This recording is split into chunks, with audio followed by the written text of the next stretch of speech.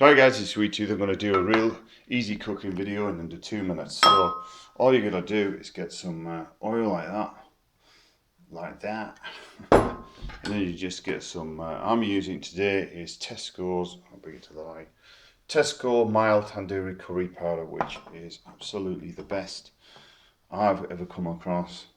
Just a spoonful of that, guys, nothing fancy. Alright. But today I'm using specially selected British rapeseed oil, which I did a video on that. So there you go, you can just see it, easy peasy like that. So obviously the chicken is just left ready to there. I was looking for my other, but I'm going to use this instead. So I'm going to just get that brush, melt it on. Save time, shove it all under there like that. Okay. And then all you do is, this is just for one chicken breast.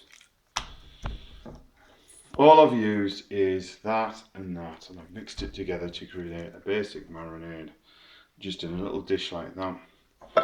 You can add as much as you want, guys. If there's two, double up the mix.